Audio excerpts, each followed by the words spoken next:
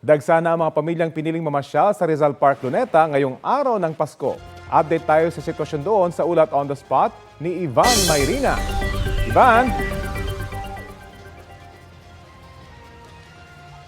Rafi, magandang tanghali. Merry Christmas mula dito sa Luneta sa Maynila, isa sa mga paboritong pasyalan ng ating mga kababayan tuwing araw ng Pasko. At ngayong Pasko 2025, wala nagbago.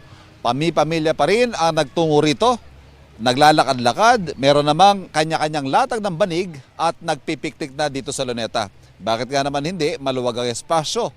Perfect para sa mga bata at lalo ngayon nakisama pa ang magandang lagay ng panahon. Ang pamilya ni Ervin Pahila, nakausap namin kanina, dito muna maghapon. May iniiwasan daw kasi sila. Para may iba naman ang view pag doon sa amin, maraming inuman, lasing, medyo iwas-iwas tayo sa ganun. Mas maganda dito. Baka para naman safe. iniiwasan mo, inaanak mo. Hindi.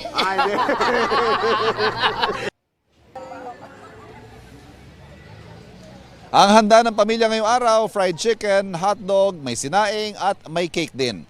Pero ang nagpapa-espesyal sa salo-salong ito, hindi ang mismong handa, kundi ang pagkakataong magsama-sama at magsalo-salong pamilya na siyang mahalagang kahulugan ng Pasko para sa karamihan ng aming mga nakausap na naririto ngayon at gayon din sa nakararaming mga Pilipino. Paraan din ito ng marami para huminga, ngumiti at mag-relax. Marami raw kasing hamong pinagdaanan ngayong taon. Nariyan ang araw-araw na hamon ng buhay, may mga dumaan ding kalamidad at trahedya at ang mga balitang ikinagalit at ikinalungkot ng mga Pilipino.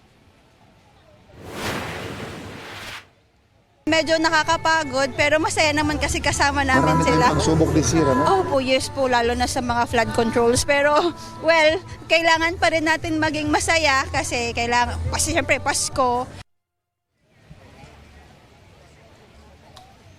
Rafi, bukod sa maluwag na espasyo, ang dinadayo din dito yung dancing fountain mamayang gabi at gayon din yung mga pailaw siyempre dito.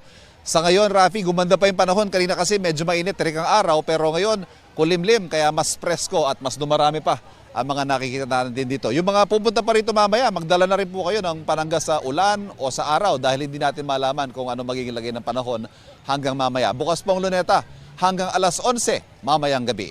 Rafi, Merry Christmas! Maraming salamat at Merry Christmas sa iyo at iyong team, Ivan Mayrina.